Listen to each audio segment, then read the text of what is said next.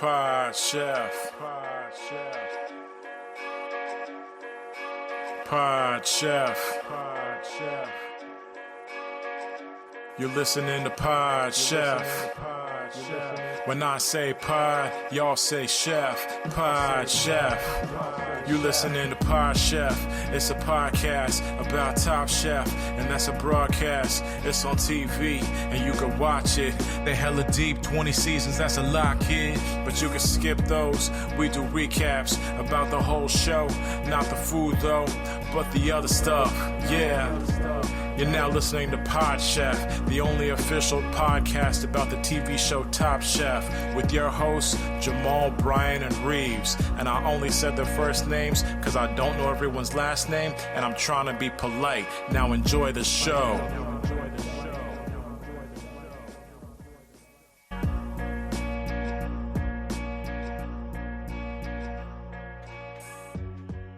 Welcome to Pod Chef, everyone, the official Top Chef podcast. I'm your host for the night, or morning, or afternoon, or commute to work, or lying in bed, or cooking dinner, sitting on the can, working outside, working out. Could you imagine if someone worked out to Pod Chef? How the fucking gains you'd get? Yeah, you would get mass gains, but you also would get injured because you'd be laughing so hard that you drop a dumbbell on your fucking head, smash your head open. Yep, yeah, it'd be real comedy. You'd be like, ha ha ha, bam. What, honey? Honey, I did it again. Oh, honey! I did happen again. Smashed my brain open again. I did it again. And then he or she comes in. They say, I told you not to listen to Pod Chef while you're working out. I told you you're supposed to listen to Pack Your Knives because it is not funny. It's not as funny as Pod Chef. You'll do some, we hope. I've never heard it.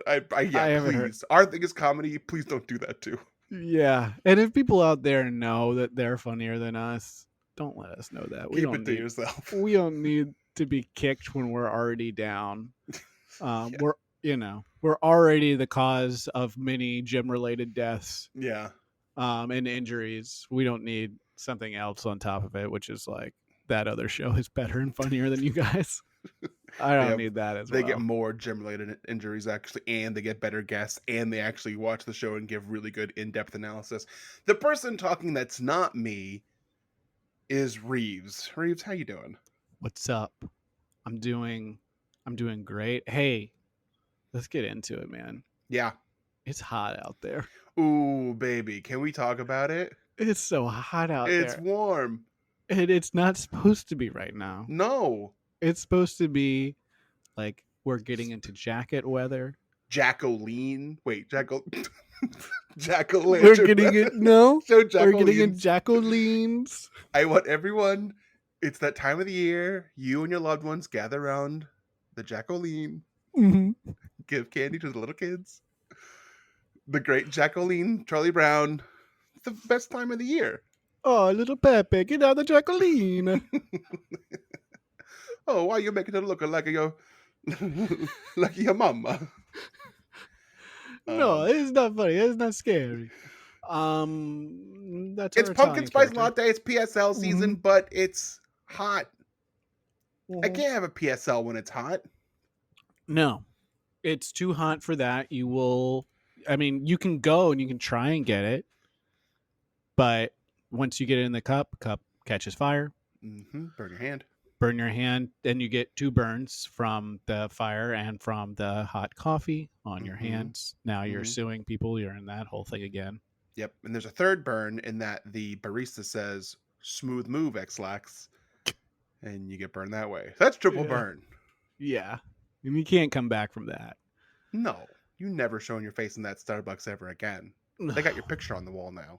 No. And that's one of many reasons that you're not allowed to go back in there. Me personally? Mm-hmm. Yeah. I guess we could talk about it. I mean, I think that the ND... I always get this wrong. A. Yeah, that's it.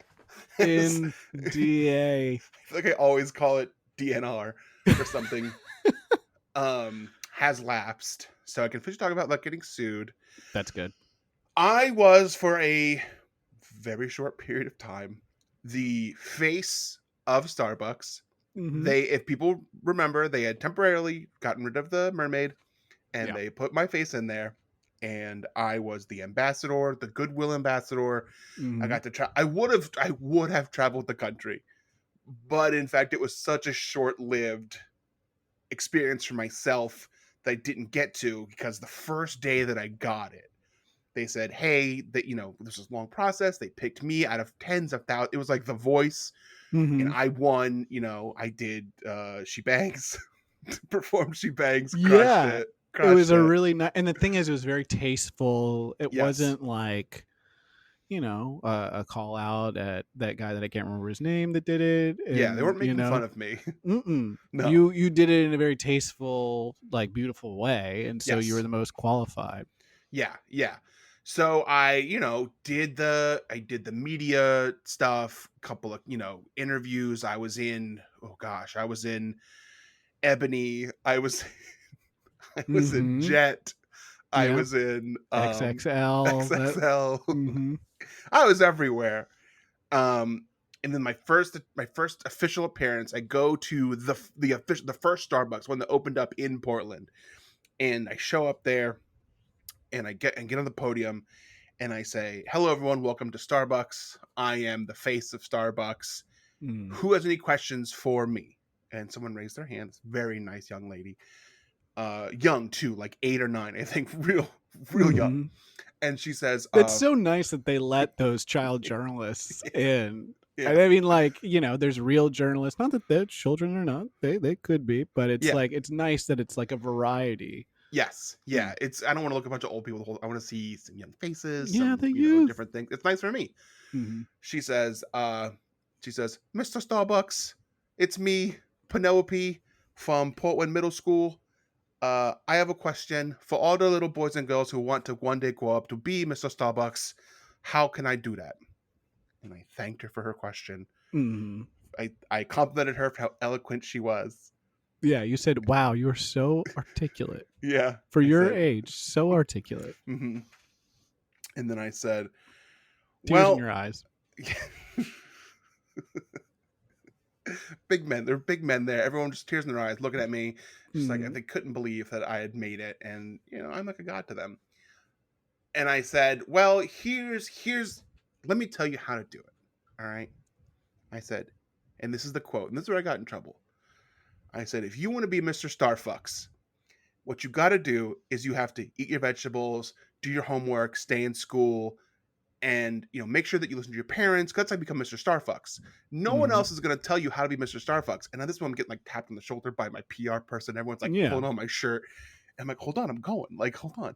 And I'm like, you're dude, kind of slapping them Starfucks. away Yeah, like they're like, what are you doing? Stop. mosquitoes. Yeah. Yeah. And I'm like, Starfucks is more than just who you are. It's who you can be.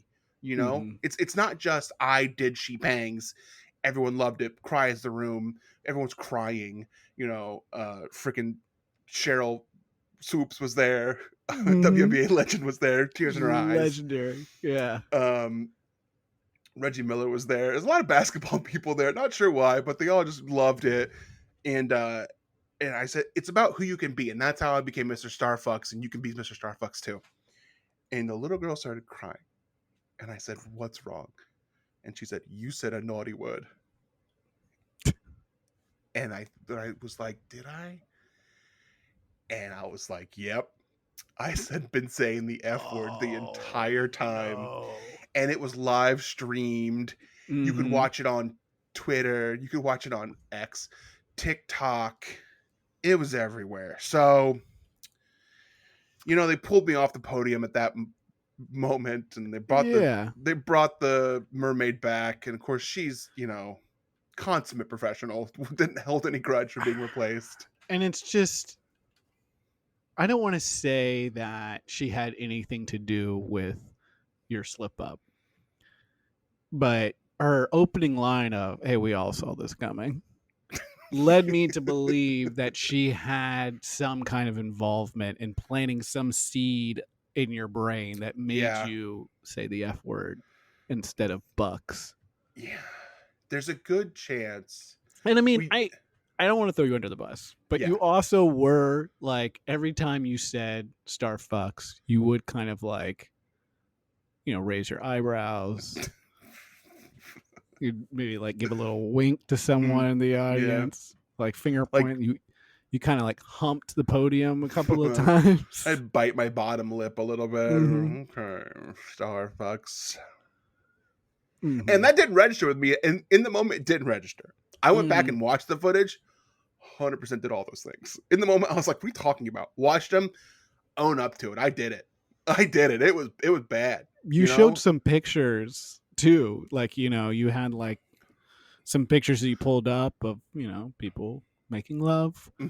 Just to like, really to emphasize the fuck really part. drive it home. Yeah. You brought out mannequins too and kind of showed. You just pointed at the parts and said what would happen to them. Yeah, I found a pregnant lady in the audience and I pointed and I was like, she knows what I'm talking about. Yeah. And again, in the moment, didn't know. I was like on autopilot. No idea that stuff was happening. To me, I was just nailing it. I was like, boom, boom, really bringing it, doing Mr. Starbucks thing. Mm. And yeah, going back and watching it, I really made a total ass of myself and just 100% was inappropriate. And it's this freaking cancel culture that we have where it's like people can't make mistakes, say the F word a bunch of times in front of a group of, child journalists. Yeah. Do the circle finger through the thing as I say it Yeah. a bunch. People make mistakes. I'm human, damn it. Mm-hmm. Well, it's Starbucks' loss. Yeah. They got to go back to that mermaid. Yeah. Well, Like she has a clean slate, that she Well, hasn't done yeah. anything bad. We got to go through her Twitter to see what she wrote, Yeah, 15 she's years ago. saying the N-word. She is. I mean, But like not that not mermaid. like being, but just like quoting rap lyrics. Like Yeah. you shouldn't do it. It's not like she's being, like hateful, but like you shouldn't do it. Mm-mm. Clear your Twitter history, folks. There's apps that can clear it every year, so you don't get in trouble for things you did when you were 15 years old. This is the kind of shit that Jamal would not stand for. No. Well, he would maybe pull us back, because the whole thing we were talking about is, listen, it's hot out there, and there's not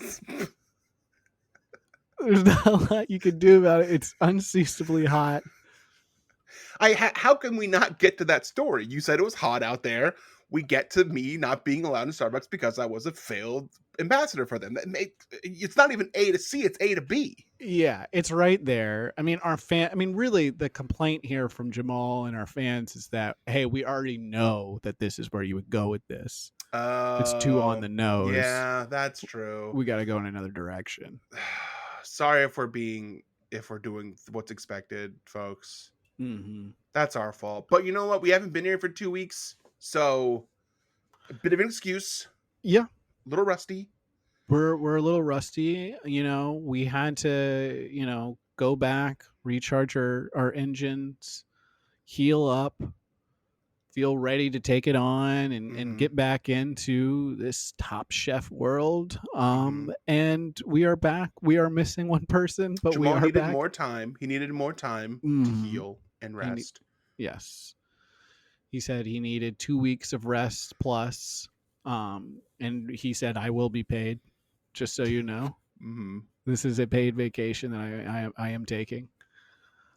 Came as a surprise. I know we all had planned those 2 weeks, but when we were like, all right, time to go, and he's like, I'm taking an additional week off, and it will be paid, is a bit of a surprise to me. Yeah, he was like, well, the 2 weeks, and I mean, this is a good thing for us to get into. He was like, the 2 weeks that we took off, that you guys took off, that was you taking it off. And he now wanted to work. Yes, I want to work, but you guys took it off. Now these 2 weeks are for me. Right. So it does kind of add up to about a month of a refresh for him. Yeah. And it's good for us because we'll have that ring rust knocked off us by the time he gets back. Yeah. And Jamal, he's ready to fight as soon as he gets in. Like he doesn't even need to like get hit once to like get back in the game. He's like in game mode, constantly in beast mode. Yeah. Dude stays in beast mode. He stays in beast mode. There's no off for the beast mode switch. No. You were talking about getting hit to like, get into it. Yeah. That was a problem for me when I played couples double tennis. I insisted on getting a hit in the face with the racket before we started, Get you going. just to get me going. Yeah. Beast mode activated. And I think everyone, again, we're kind of getting on the nose here, but everyone knows probably what would happen. My wife hits me in the face with the tennis racket. It does get stuck on my face. And of course, I'm going crazy. I'm upset, and I'm, to be honest, scared at this point. So I'm swinging around. It's like, you ever seen the video of the raccoon with his head stuck in a mayonnaise jar? It's like that. Yes, it's like exactly like that. I mean, and people might say, well, okay, well, the raccoon's excuse is it can't see anything outside the mayonnaise jar. You can still kind of see, because it's like it's a grate on. Yeah.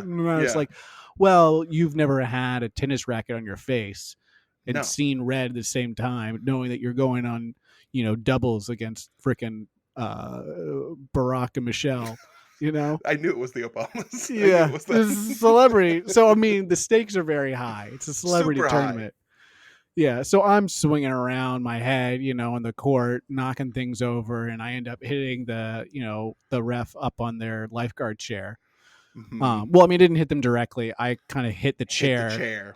Collapse. Guy falls over, and that guy is like, I don't know how to say this. He's like a protected person. You know what I mean? Like he's like part of like he's from a country where he is considered a valuable item. Okay. And if you were to cause any damage to him, I don't remember what country he's from. I think it's like, I don't know, Slovenia or something like that. But he's insured in a way that if there's any damage to him, like a whole country is angry at you. And so, I mean, and again, this is a lot. This is really on the nose. I get it. Everyone know what's going. You know stuff. every move. You know we're going. Yeah. Everything. You're ahead of us, but we got to say it. And so, was the match called off because I know that the winner was going to get to face John Legend and Chrissy Teigen, who had advanced to the finals. Yes. Yeah, and I mean that's what. Yeah, if Barack, he kept pushing where he's like, I guess you guys gotta take an L on this. Yeah, we'll win. We'll go to the finals. And I was like, I won't give you the fucking satisfaction, dude. I know this is what you want. Just like all your elections, you just want to win on a technicality. I don't need numbers. I just need it. I need to win. I just any means necessary, he says. Yeah. So you played with the bracket on your face. I did. Tried to. Yeah, I couldn't get a replacement racket for my wife, so she's up there trying to just kind of like slap the balls. I wouldn't give her mine, which is a real mistake because she's much better at tennis than I am. Plus, you had a racket on your face. Yeah, and I was real scared. So like, I was like, every now and again when the ball would come at me, I would have the same problem again and just kind of spin out of control, bounce, kind of like a ping pong around the court. It's a good thing that bad boy was enclosed in a safe way, so I didn't like fly off into a crowd. Yeah, or I guess others. Yeah, or others. Like a NASCAR event in the stadium. Take people out. How'd we get there? What were we talking about? So, and that's, the heat is bad. Yes. Yeah, it's warm. You can fry an egg out there. Unseasonably warm. Mm-hmm. And so, all of this very relatable. Write in your stories too. Write a review and write your story of how the heat has affected your life. We shared, ones that everyone knows about and everyone relates to. I guess my last question is, what are you watching? What else is on? Wow, that's a really good question. What I'm watching, what else is on TV is Triple G. The triple, this man, he likes his 3-letter alliterations in his things. And that's Guy's Grocery Games. And maybe you're like, oh, why are you watching that show? Like, people really like Guy Fieri. I think he was kind of like a big joke. People have come around on him. People like him now. It's come back around. I'm one of those people that like him now. And something else is happening too, is that he's having a month long, and it might be old. I don't know. I don't know how. There's so many episodes of this show that I don't know what's happening when, and it like changes. I don't know what's new, what's old. It's insanity. It's not like watching, like you watch Seinfeld, and you can like, oh, this is season 1. Like you can clearly tell it's season 1 because George, of course, is played by a monkey, and and Kramer is still there. Yeah, Kramer's there. He hasn't gotten fired yet. Yeah. Slash evicted from the building. That happens in, I think, around season 4 or something like that. And then, of course, they bring on, I think it was Salt and Pepper took that room, and they would come in, kind of sing some songs and stuff like that. Huge crowd. They'd come in the door. They'd still do the Kramer door. And huge reactions. And they'd always find a way to rap. Yes. They'd really ham fist a rap in there. And you kind of could tell that, like, Jerry didn't really like it.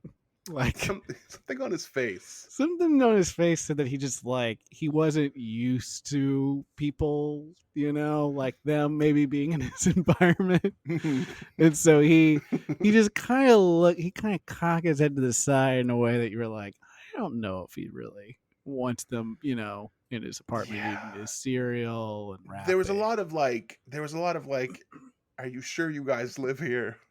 Like Israel, a lot of microaggressions, we'll just say for the top. A lot of like, hey, you guys, it's real expensive to live here. You guys, the rent's pretty high. Did you know my car got broken into? It's very interesting, huh? I had an Amazon package go missing from the front. I see that you're wearing a pair of jeans. It's happened to be mine. That is a Seinfeld episode, right? He gives his clothes to a cleaner, and they start wearing his clothes. So it's similar. Mm-hmm. Yes. And that person is a minority, I think. That's on the nose. So, Guy's Groceries. Guy is actually cool again now. We've gone back around on him. Again. Yeah, they're doing a couple like a series span this week with like a bunch of Top Chef people on it. Season 2 winner is on it. He's eliminated first. Shoda's on it. Girl and the Goat's on it. Nice. The woman from Kentucky. Oh, I should remember her name. The blonde woman that won. Or maybe Elizabeth? Kelsey, I think that one. No, it's not Kelsey. I don't know. But it's fun. This is a fun show. If you're looking for a show that has food in it, and it takes place in a grocery store, and it's not Superstore, then this is the show for you. If you want to watch a show that takes place in a store that's not Superstore, give Guys Grocery Games a shot. If you had the choice, you're putting on something like that, in the evening or whatever, just on in the background, you had to choose between that and Chopped. Which one are you choosing? I've never seen Chopped. Oh, really? Yeah. Chopped's fun. Yeah. I'm sure it is. And I probably should watch it. At this point, it's like a thing now. Yeah. So I can say it. It's a fun bit of pride to be like, I've never seen Chopped. Never. I haven't seen Chopped. I haven't seen Twin Peaks. Fuck that. I'm not gonna see it. I haven't seen Twin Peaks either. You're not missing I've tried. It's too yeah. So I kind of feel like, what's his name? Matty Matherson. Yes. I feel like he's like the new Guy Fieri. Like they're very similar. Yep. Both in kind of like energy, and I do like him. I think he's an interesting guy. Me too. Cousin. Yes, cousin. And he's a talented chef, I guess. Interesting life that guy's had. Food is the. Oh, go ahead. Sorry. No, you go. I was gonna say like that's kind of because like Action Bronson has food shows on YouTube now. I mean, he's had like Fuck That's Delicious, but now he has like a show where he like is cooking in a studio. Like it's kind of the thing now. Like if you are a decent celebrity, do a cooking show. There's an audience for it. People are hungry. Freaking Selena. Content. They want content fed to them on a silver YouTube platter. Yes. When freaking Selena Gomez had a cooking show, and she openly admitted she didn't know what she was doing the entire time. She knew nothing about food or cooking. Did you watch it? We did watch it. It's not bad. Oh, I never saw it. I didn't see it. I It's, didn't. I I didn't think have it's time. I didn't all have time on. to see it. It's like all I on didn't see it. HBO now. Yeah, I no, never it's saw not it. worth It's Yeah, good. it's kind of cool. Fuck, Never yeah. saw it. Yeah, I didn't see it. Yeah, I just recently watched The Sopranos, so it's whatever. Isn't her thing like isn't it like I don't know what I'm doing and people like help her? Yeah, it's based. Yeah, she gets these famous chefs to come in and just like teach her a dish, and like the endearing part is that she has no idea what she's doing. Is she that likable? That's a heavy question. That's a Yeah, I'm loaded trying question. to think if she is likable. She's not unlikable. Yeah. Like I think there is a relatability. I mean, she's doing it because this was like a quarantine show. She's doing it in like, clearly a very expensive mansion house on the beach.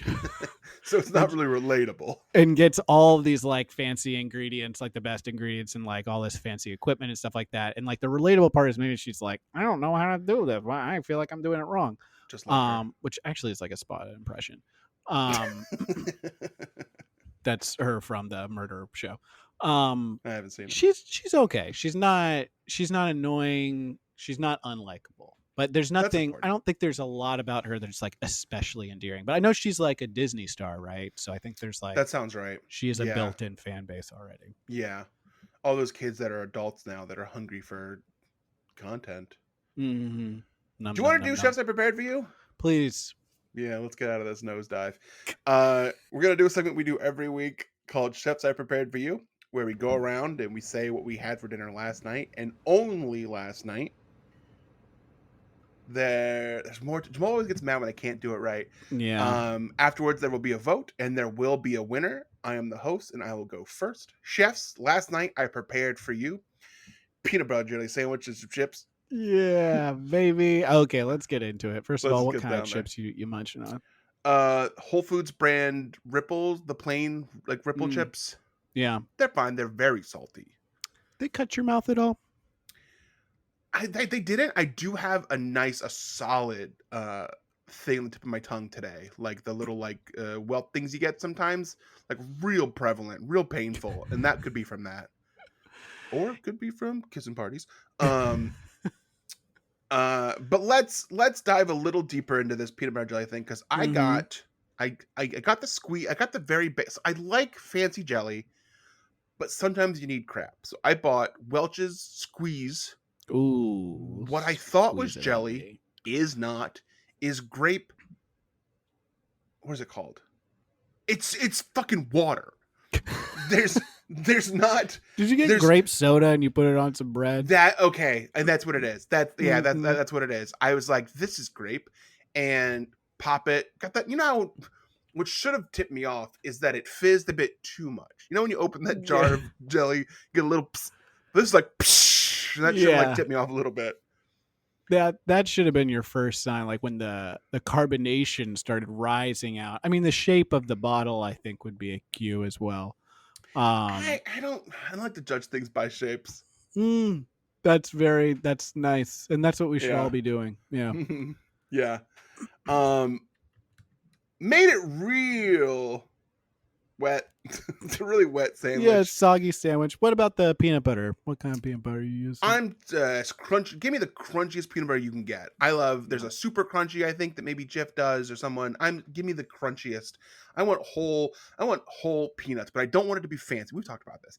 Don't give me fancy peanut butter. Peanut butter should be shit. That stuff. I want it to be dry, not dry, but like a paste. I shouldn't have to fucking.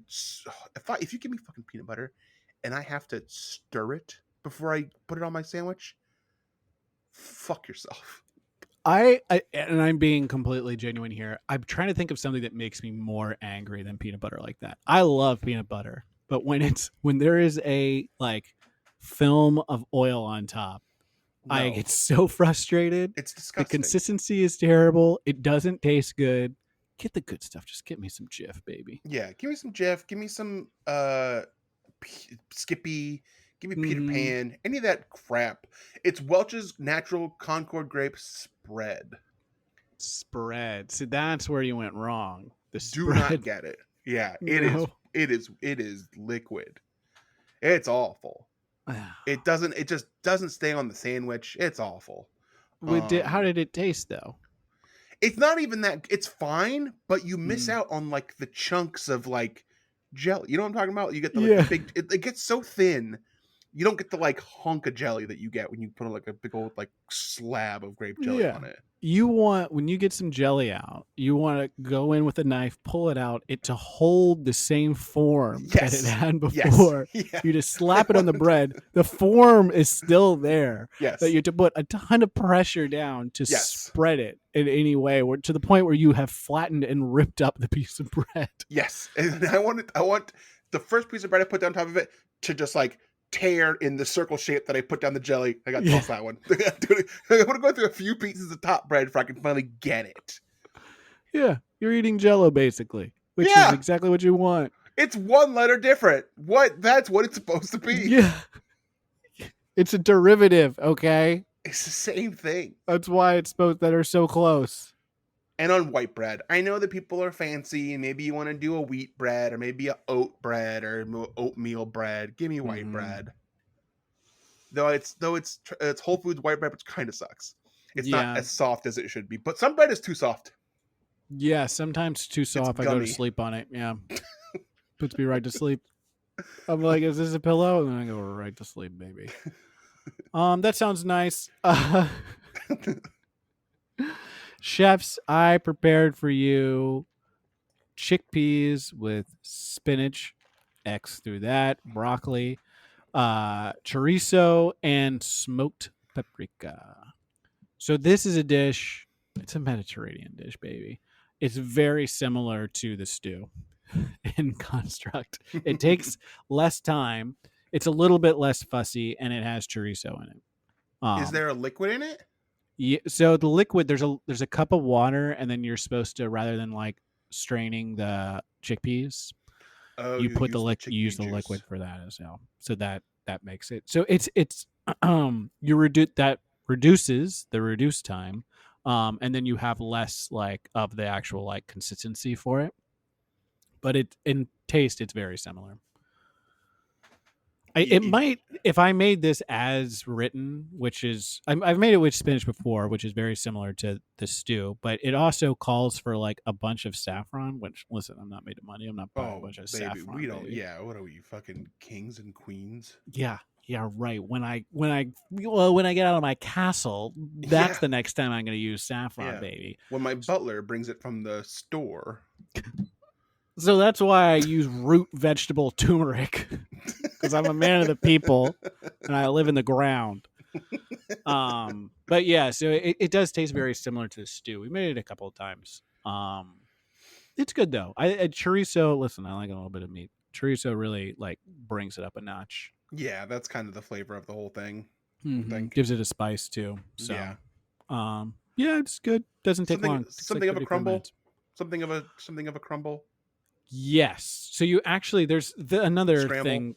It's a little bit of a scramble. There's another part to it that, again, I don't make as written because it's a little too fussy. What is it called? Oh, piccata. You're supposed to make your own piccata, which is, I Googled. I was like, what's a substitute for piccata? And they're like breadcrumbs. It's essentially like you chop up a bunch of like bread and you kind of toast it and stuff like that, and it kind of absorbs within it. It's almost like a crouton that you're making, which I'm sure is butchering what it actually is. But listen, that's what I saw when I looked at it. But anyway, I put a bunch of breadcrumbs in it as a substitute. It's fine. It's fine. Yeah, good flavors, easy, doesn't take long. Okay, we love that. We love simplicity. Mm-hmm. Okay, I guess we'll vote now. Okay. And I'm a little worried about this vote because we know the rules. You can't vote for yourself. Mm-hmm. But I'm going to trust the process. Yeah. This country's been a country for 300 years, and we've lived off democracy. Yeah, we have to protect believe in it. Mm-hmm. So, all right, we can't not do it. So I will vote for Reeves. Okay. I appreciate that. You know what? I have to follow the process, trust the process, believe in it, and I will vote for Brian. Okay. Okay, so if I have this right, we're deadlocked. Yes. 50-50. And again, the rules state we cannot vote for ourselves. We cannot vote for the the same person we voted for last time. So Yep. okay. Okay. All right. Okay, I'm gonna trust the political process. Hey, you know me, I love politics. I love, you know what I love? Jokes about politics. I love when Oh, people are just, really taking the piss can I out tell of you some what political stuff.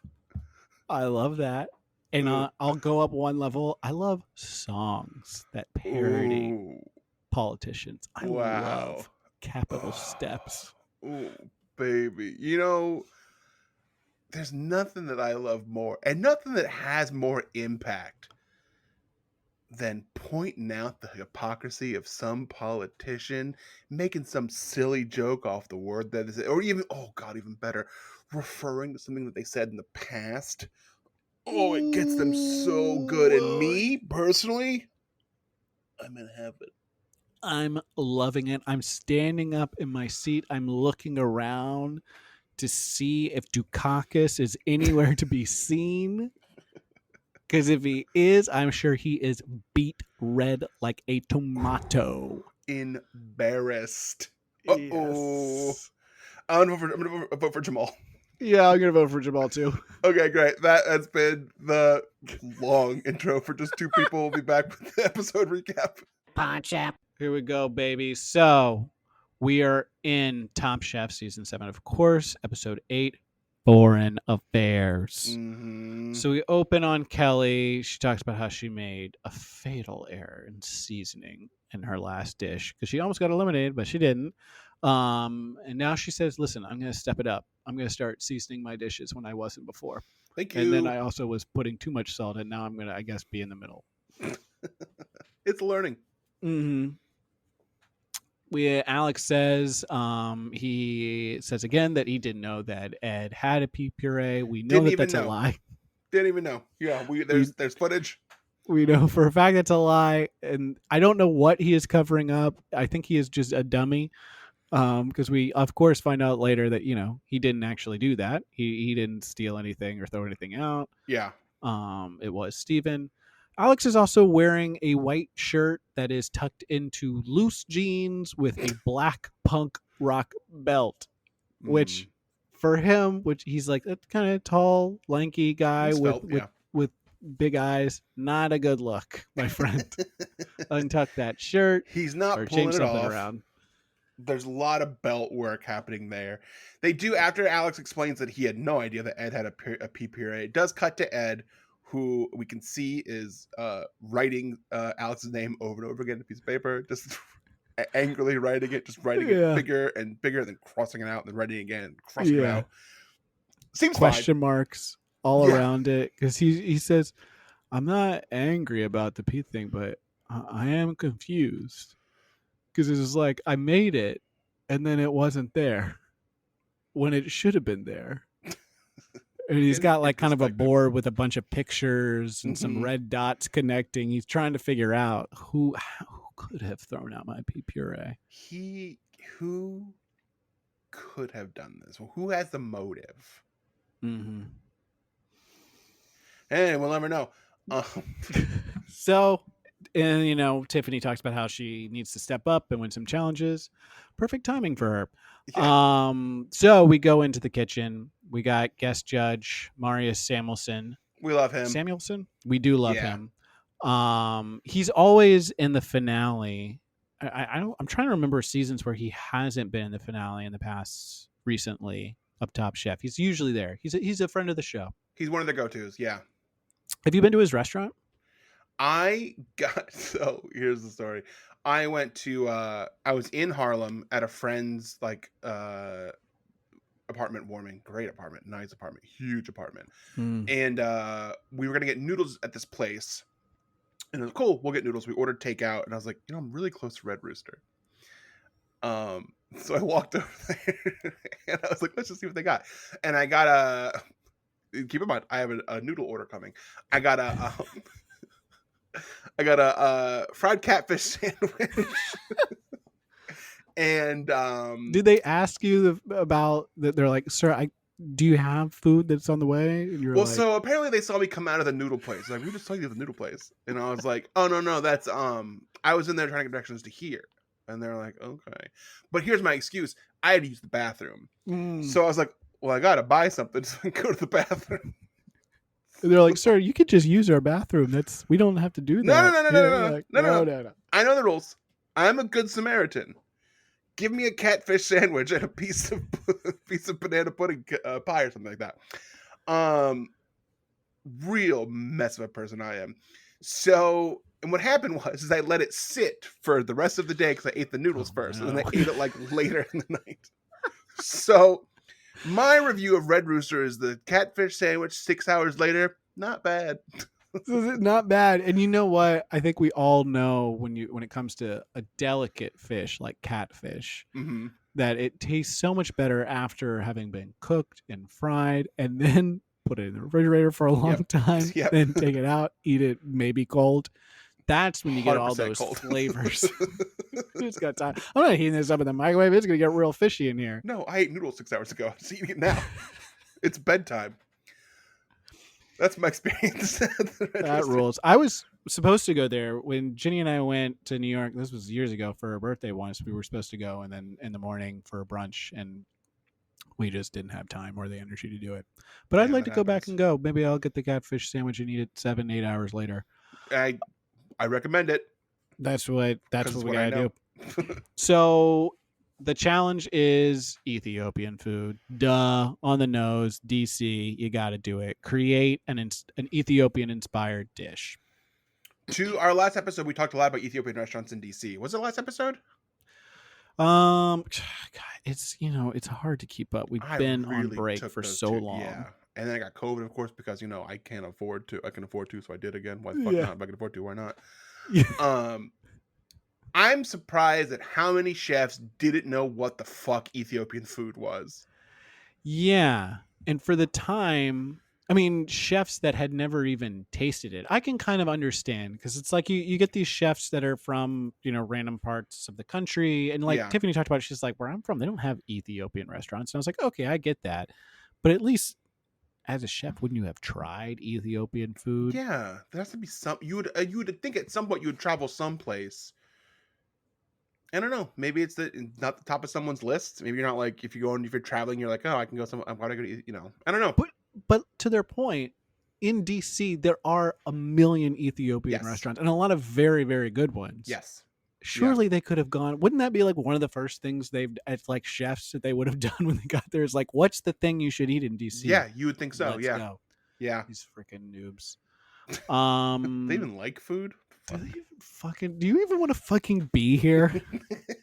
Alex, do you even want to be here? Do you want to just go home? You can just go home. Are you having fun? Just don't. What are you doing?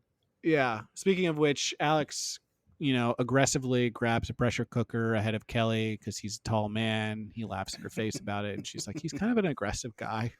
Yeah. He's kind of a weird guy. Yeah. Oh, you have the notes. Go ahead. No, so I mean, everything in this season has a lot of interviews that are just like edited to shit. Like it's a lot. I don't know if it was just the style at the time or if it was just like they had nothing, so they just were like, it would be a lot of like, I don't trust Alex at all in this competition. And it's like they have like different shirts each time. They're like the hairstyles, and it's like, this person clearly didn't say this. It's just, there's a lot of interviews like that are like super choppy. Yeah. So we get to the judges. Pam is walking around, trying some of the dishes. And then she gets to Alex and lets him know exactly the spice level of his dish. So what I have today is a classic stew. It has beef and lamb tongue. I braised down some cabbage and some potatoes. I don't eat a lot of spicy food, so I don't know how spicy I can make it. It's not very spicy at all. Fuck, dude. And I mean, listeners, you could kind of paint in your mind what Pama's face looks like. Just like put it at a 10 of just like, I don't give a fuck about you. and you have disappointed me. What a pointless story. This shit fucking sucks. This is not spicy at all. Don't even use the word spicy here. She's also like, she's like crumbling up a napkin and about to throw it on the ground kind of situation. Just like, this is not spicy at all. She's had enough. Kenny says that he himself, Angelo, and one other person, the only people who know anything about Ethiopian food, it seems. Kevin? Yeah. No, I think Kevin sucked shit in this. I think he ended up doing pretty good, but he didn't know what he was doing, I feel like. He didn't. He was on the bottom. Yeah. Kenny's like, yeah, it's myself, Angelo, and I think Kevin, one other person is like, we're the only ones that know Ethiopian. But like in reality, I think it's just Angelo that knows how to cook Ethiopian food, who's like talks about how he actually cooked it in a restaurant, seems to kind of get it. He's asked if he's sure he's not from Ethiopia, which I guess you can say. I guess. Can you say that? I guess Marcus Samuelsson can say it. Yeah. I couldn't say it. No. And that's double standard. I might be able to say it too. Actually, it's kind of fucked up that I can't say it because I'm thinking it. I want to say it a lot. So on the bottom, we have, as we mentioned, Kevin. His dish was too shy. Wasn't very good in conversation. Just, kind of hung out in the corner. Steven, his lamb meatballs were not juicy. If you want meatballs, you don't want them dry. You want them juicy. And Alex, his stew, another dry problem. There's a lot of dry problems. Stew was too dry. Kevin calls out that he's like, I've been on the top some and on the bottom some. Like, you are right, Kevin. And if there's someone that has a winner written all over their face, it's you. Okay, so on the top, yeah, I think in this quickfire, I was like, and this is the guy that fucking wins this season. I know he does kind of. If I'm remembering the season, it's been a while since I've seen it. We're watching it now.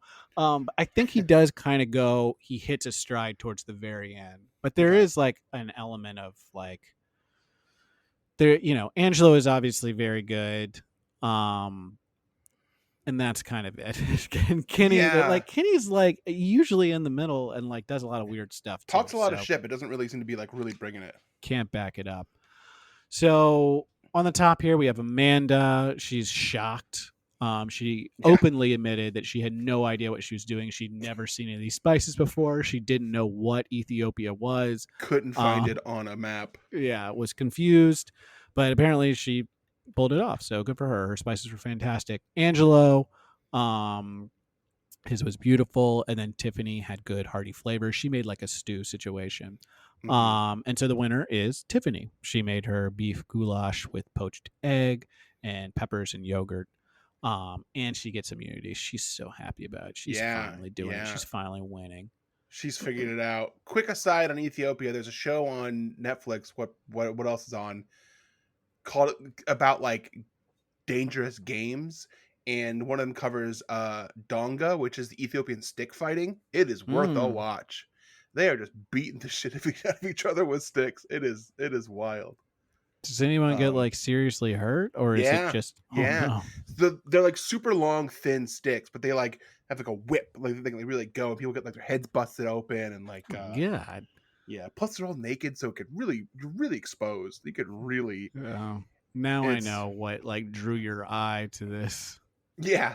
I was like, what's got nudity in it? When I worked at Blockbuster, there would be this old man that would come in. Blockbuster does not rent porn. And he'd spend an hour in the store, and he'd come up with like the covers that looked the closest to porn. You're like, I know what you're doing.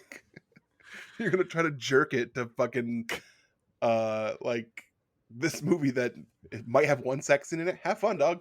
Okay, sorry, we're tangenting. You guys knew I was gonna say that. I like to imagine that at some point is like he knows where the parts he likes are. And his like rewind or fast forward button breaks. So he has to ask you guys, I'm going to rent this again. I need you to fast forward and stop at 24 and then give me the video and I will be back. And why? And he's like, you know why. You know why. And I do know why. Yeah, you know why, Brian. Here's my card right here. You just stamp it over here. Get myself a jawbreaker, and I'll be back here in like 15 minutes. Don't worry. Doesn't even play in the car. Keep the car running. So the elimination challenge. The chefs had to make a dish inspired by a foreign country that they selected to serve at the Meridian Center for thousands and thousands and thousands of diplomats. And the winner receives $10,000. So Pama, pulls out a nice map with the countries. The countries that they can pick from are Mexico, Spain, France, Italy, Japan, China, Thailand, India, and Brazil. Which one do you not want?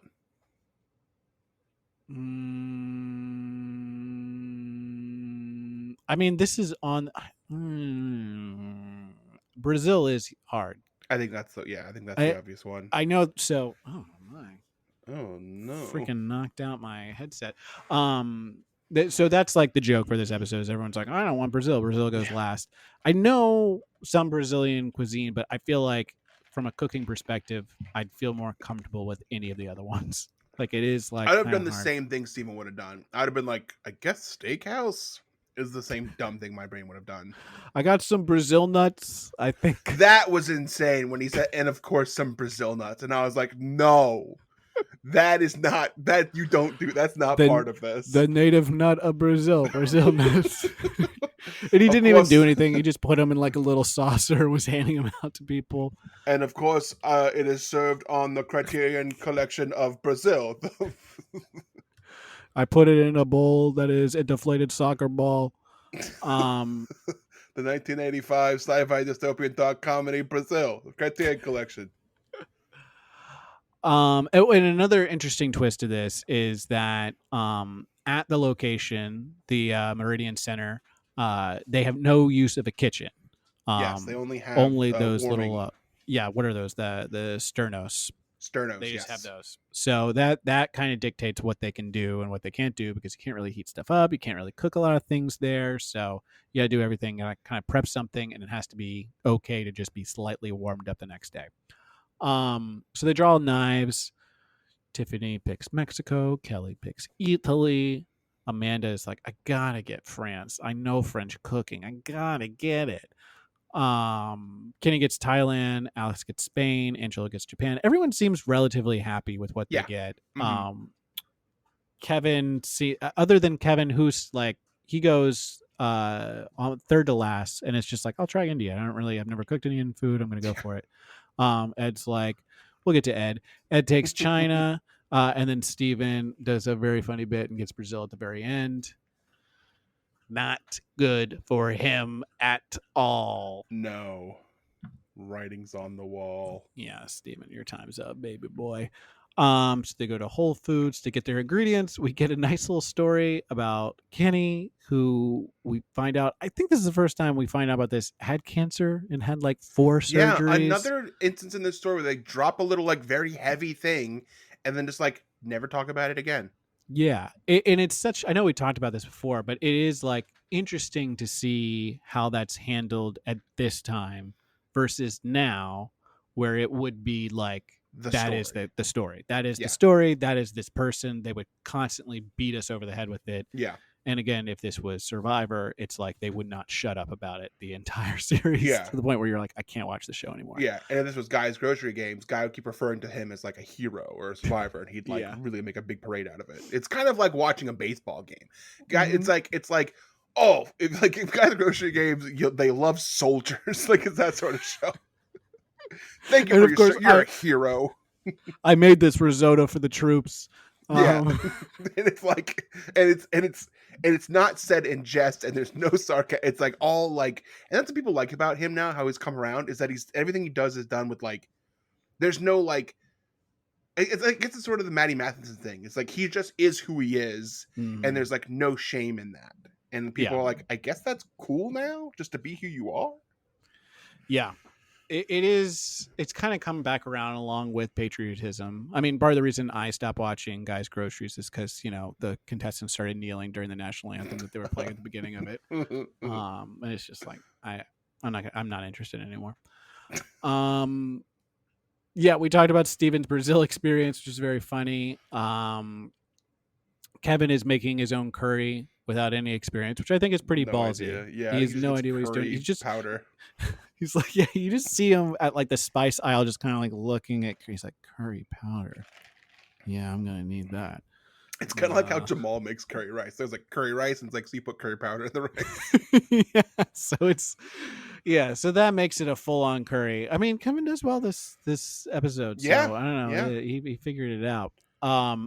So they return to the kitchen to prep, and Ed lets us know why he has such a good background in Chinese cooking. I'm trying to represent China. I'm very familiar with the culture and the food. I've had some Chinese girlfriends in the past, so I'm doing. Going back and listening to it, in my mind, he says, I had a Chinese girlfriend. He says, I had some Chinese girlfriends in the past. Multiple. More than one. How could I be a racist if I had a Chinese girlfriend? If you say some Chinese girlfriends, is that more than two? Yeah, that's a good question. Some more than, because you would say two. You would specify. I've had a couple Chinese girlfriends in the past. That's two. Here's my interpretation of that. I had some Chinese girlfriends equals I am lying. I Google Chinese hentai porn when I go to jerk off on the internet. I think there is it is some kind of lie that he is telling us, which is why there's no specifics. And it's a racist thing that he says that I don't. It is bad. I know the culture. I understand the culture now.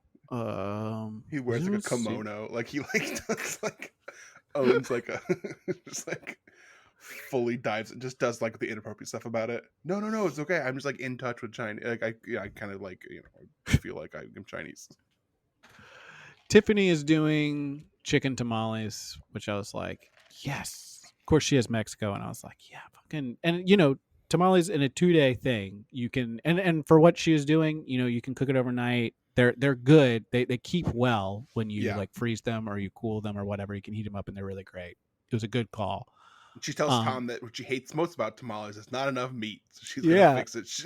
She says like, what we all hate about tamales the most? Not enough meat in them. Yeah. And everyone's like, yeah. Well, she tries to get her and Tom to do them at the same time. Uh-huh. And she's like, 1, 2, 3, we're going to say it. And then she's like, not enough meat. And Tom goes, I hurt myself eating the husk. Tom says, eat the husk. Yeah, the husk doesn't taste good. And she's like, and she's like, what? He's like, what? He's like, well, you all know, right? Everyone's cheering about the chicken. They're like, no, that you want more meat. And he's like, well, the husk part is it cuts up your mouth. It doesn't taste good. You can barely even get to the food that's inside eating through that husk. Everyone's like, you don't eat the husk part. You open the husk and get to, he's like, you fucking kidding me? How would I even do that? I'm 45 years old and you don't think I don't know how to eat a tamale? You bite into the husk. It hurts. You bite into it. It's so dumb and it hurts. And you're trying to tell me you just open it? Oh yeah, I just can open a husk with my bare hands. Yeah, right. It's hot. Have you ever tried to go up a corn stalk and open the husk? It's fucking impossible, dude. It's hard. That's why that science movie is so freaking scary, because all this corn. At that point, it's like people have no idea what he's talking about. He's really floundering. He's clearly embarrassed and like trying to cover for it. He's like, oh, you know what I'm talking about? The aliens do like in the cornfield and they leave like the big circle. And everyone's like, what? And the water. They're scared of the water. The water is actually really good. Yeah. I mean, everyone's like, how can we get rid of these aliens? And it turns out the water is what they can't, if you don't think about it, the aliens come to our planet and they're scary, but they're not used to the oxygen, water. That's what's going to kill them. They're not sunlight. Eating tamales. Okay, so we see Ed. Well, Ed gives his little opinion on Alex, and we see a very fun moment with Alex. Alex is a fly by the seat of his pants type of chef. Alex, he's just a spaz. I can't. Again, I say this all the time to the listeners. I know you guys don't watch the episode. If you're gonna watch anything, watch this Alex fall. It is so great. I watched it so many times. So I guess I didn't really set this up. Alex is walking with I think he has a tray of food or something like that, a tray of utensils, and he just really completely bites it, trips over his own feet and stumbles, hits the other side of a kitchen, the siding of a kitchen counter or whatever. He's kind of laughing himself, but it is a 100% excellent fall. So if you like falls like I do, Love a good fall. watch this clip. And and also Reeves will tell you when falls will happen. You need to check out. You better. Reeves I feel like fall of the week. I feel like we do call out falls a lot on the show. There's a lot of falls that happen. There's a reason they put them on the TV. It's so goddamn People funny. love to see people fall. Yeah, you gotta have It's some the best. comedy somewhere. I fall all the time. At boxing last night, the backward step, stepped a big pool of water, huge split that fell. Oh, no. It was embarrassing. No. You gotta laugh, or people are gonna laugh with you, or they're gonna laugh at you. You laugh, so they're laughing with you.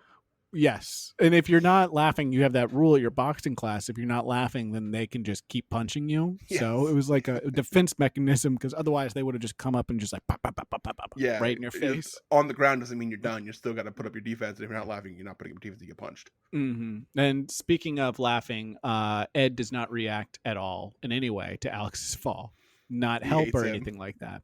He hates him. He hates his ass. So we get a very long montage of them cleaning up the kitchen and trying to do it in time. There's no payoff for this. It feels like they're just kind of filling out the episode a little bit. We see Kevin talking to his kids, which goes against the theory that if you got kids, you don't win. It is usually women, though, I think. Oh, that's a good point. He's probably talking to them about how, what's going on with the monkey and stuff like that. We got to keep the kids are updating him. If he's they're still being very, very violent. And of course he is. Yeah. So we get to the Meridian Center the next day. And of course, Steven, which we haven't really talked about what he was doing, but Steven makes, this rice. He makes rice and beans and steak. And his rice is gross and mushy and overcooked now because it's got nuts in it. It's got nuts in it because he added a ton of stock to it, and it just you could mushed. As it was happening, I was like, this is a mistake. And it was, and he fucked up. Yeah. Can you keep rice in a sterno? Is that ever a good idea? To because I feel like maybe he did it with a bunch of stock thinking it would dry out in the sterno. I think that was his. But you have to cook it. Rice is really hard in a sterno the next day. I mean, obviously rice does keep. You can heat up rice again and it's fine. But yeah, you're really running a risk there, depending on how you cooked it the day before, how close it was to over or under. If you're adding liquid to it, it's you're really running a risk there. Yeah, we get technical in this podcast. So guest judges show up. It's Marcus and it's our boy Jose Andres. Ooh, the freaking savior dude gives so much stuff to people. He's such a great dude. He's basically like Santa Claus of DC. He walks around with his gifts and he just throws. I mean, it's all food. He's got a big sack walking around with paella. Just gives it out to everybody. And it doesn't stick to the plate, so it's just kind of rice and stuff falling in the street. The bag is wet. It's he leaves a trail. That's how you know he's been to your house. Yeah, but oh my god, it smells so good. It's this fucking amazing seafood paella. Oh god, the bottom's crispy, but you never get to the bottom because in fact the sack is bottomless, so you never get to the crispy bottom. That's the only issue. So let's really quickly get into what everyone made. Steven, of course, made the flank steak with the chimichurri and with black beans and gross rice. Ed did a tea-soaked duck breast with a pot sticker. Alex did a braised veal cheeks with olive salad, basically tapas. Kelly did a beef carpaccio with spring vegetables. Angelo did sashimi. Tiffany did her chicken tamales. Kenny did his braised pork with rice noodles. And Amanda did a beef bourguignon. Buff bourguignon. Bob Bong Boff. and Yong. Boff Bong and Yong. Oh God, Bob Bong. Oh man, this episode is not. It's something. It is something. We have been off for a while. It is. It's also slightly later than we normally do. Yeah, we're a little punchy. We're a little punchy. Buff. Pama, Buff, Bogagog. What a beautiful language. The French language. Really the Oh language my of God. love.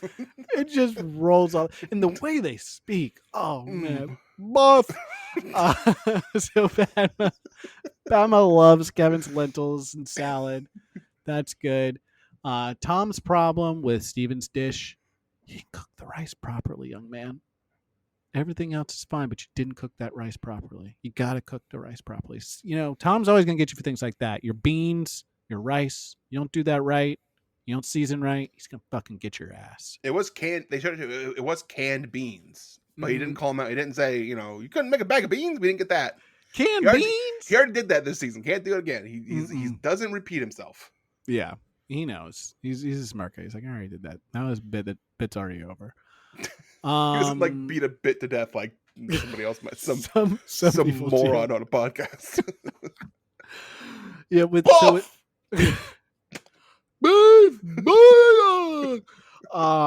they don't sense the Brazil in Steven's dish or anything because it looks disgusting. And of course, all of the freaks, as I call them, that go to these things, which are, I guess, ambassadors and diplomats this time. They interview them on each dish. You get the judges, and then there's one ambassador or something like that, which is usually it's good. But there's there's one always psycho from Sweden who, for whatever reason, I don't know why they have the Swedish ambassador talking about a Brazilian dish. Yeah. But he said that Steven's dish would be worth $5. He said I would pay for it for $5. Everyone else would be like food truck. The judges would be like, this doesn't taste like Japan, and then it'll cut to a Japanese guy. He'd be like, "This tastes like it's from my country, Japan." Every time it was someone from the country being like, "This feels like it's from where I'm from." Mm-hmm. They were like, "They did my country justice." Couldn't just be nice, I guess. They don't want to be like, "This shit fucking sucks." Yeah, I was gonna say they're probably good diplomats, and that they're like, I'm just gonna say something generic and nice, they did like a normal person. Kiss a baby, shake a hand, get a drunk driving accident, kill somebody, diplomatic immunity, do whatever you want to. Say star fucks in front of a group of people. Oh God! You don't tell if you're a diplomat. You can do that as much as you want. They won't replace you with a mermaid. There's another psycho that says some Thai food, you're crying, it's so hot, and some it's bland. This Thai food, right in the middle. She seems like she is drugged. There's a lot of that in this episode. People are like, I lose some and I win some. Yeah. It's season too much, season too little, right in the middle. Yeah. Sometimes it's this, sometimes it's that. Today it's this. Yeah. Real insightful fucking shit. Sorry, we're trying to run through it. But yeah, so we get our little intermissions, which are always fun. They're always good. And it's Angelo plays a little prank on everyone where he does the old plastic wrap over the toilet seat so you can't see it. Steven falls for it and he takes a huge dump, bounces off of it, goes all the way in Kevin's bed, scares Kevin. He thinks there's a snake in there. He jumps out the window. Did you write that down in your notes? No, I didn't. So, no excuses. So back to the stew room. On top, we got Kelly, Kevin, Tiffany. They thought Kevin, he didn't need to know the cuisine. He just needed to be inspired from it, which he was, and that's why his dish worked. In the end, our winner is Tiffany. She's a double winner, baby. Had immunity, didn't matter. Yep. She's still on top. It did help that I didn't mention this, but she pulled one for the knife block, so she got to pick first, so she got Mexico, which I feel like being from Texas, I knocked out Mexican food, she said. Yeah. So she did get a little bit of an advantage. But it was nice to see her win too, and Tiffany's great. And she gets 10 G's out of it. Oh yeah, and she's gonna cover her wedding, which apparently was just $10,000. So yeah, it was Costa Rica. Money goes a long way in Costa Rica. That's where I got married. Oh, that's right. So we have an in for Tiffany. You guys can talk about that. Oh yeah, she should be on the podcast. Get her on the podcast. Talk about weddings. On the bottom, we have Steven, Alex, and Ed. Steven looks very frustrated in his chair. Steven didn't cook the steak right or the rice. That's why he's here. Also, chimichurri is from Argentina, bro. Could have fooled me. I don't know. Sounded right to me. But Not from Brazil. So. Yeah. And then Jose calls Alex's dish, which of course Alex had Spain. He called it a nightmare. He really fucking hated it. It's like, I'm going to be waking up in cold sweats for the next few nights thinking about that awful dish. For food from my home country. And it was awful. Mm-hmm. It was a nightmare. But Alex tries to explain why he made some of his decisions. I met with Chef Tom, and Tom said, it doesn't have to be a Spanish dish, just needs to be inspired by Spain. So it's my fault? No. I was not trying to imply that at all. And so Tom, this is edited out, of course. But, at the end of Judge's table, Alex kind of walks by him, and Tom kind of leans over and goes, "Do we have a problem here?" And Alex goes, "I think you heard what I said out there, right?" Alex said he was just trying to get heat, brother. I was just trying to get heat on my dish because it needs heat to taste better. And then Tom goes, "I could kick your ass, right?" He grabs his shoulder, walking by. He's like, "Hey, you got a problem here?" Yeah.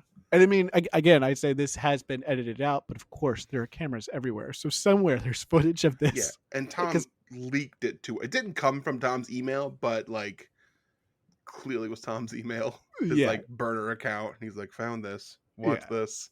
Check this out." He's leaking it to his news sources where it's clearly they're the mouthpiece for him. And of course he did, grab Alex in a chokehold and tried to choke him out, which of course he said he was trying to defend him by doing that. And then he lunged at Padma. Knocked sterno cans all over her. Padma said later she was scared for her life. That she'd been working at Top Chef at this point for 7 years and never once felt worried or anything like that. And that night she felt scared for her life. Yeah. And of course it was Gail who broke it up, Gail, which of course talked him down. Canonically she is a UFC fighter, so she's the best person to break that up. Because of course he was like, "I quit," and of course Gail will pull him back and, "Hey, just finish this episode. Just do the episode, just get this episode, and then we'll just go. That's all I have to do." So I guess that look in my eyes. What do you see? I hope Ben listens to this because at least that joke is for one person. So Steven gets eliminated. Let's hear from Steven. Steven, please pack your knives and go. It was an honor to be a part of the process. Thank you very much. I'm disappointed of my fatal errors, and to go home on cooking techniques is probably the hardest thing. Looks like I want a trip to Vegas, guys. Going home. Bye. I love you too. I really enjoyed being on Top Chef. Buddy, take care, bro. Just the overall experience. People don't know how hard and how intense this competition is until they come here. There could have been 1,000 other people that would have died for my spot. Top Chef chose me. That was a victory in itself. But somebody's got to go, and tonight I was the guy that fell short.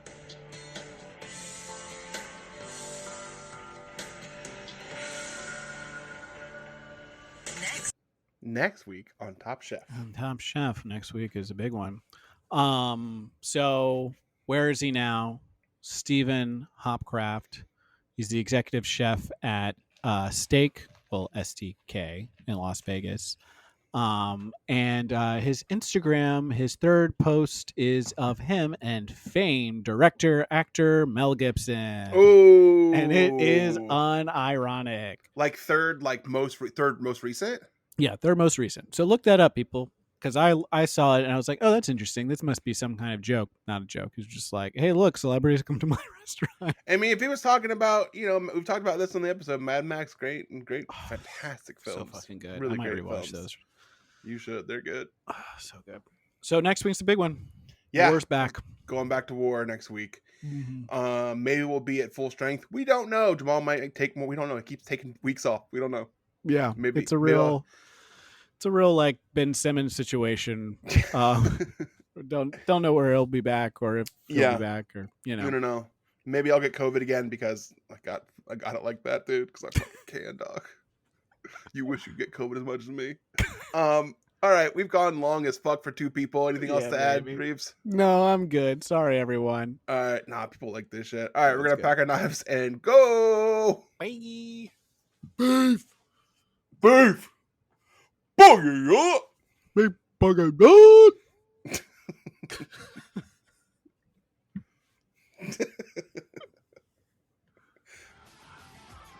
Does Jenny still listen to this? Oh no. Yeah, Carrie stopped a long time ago. No way. Yeah.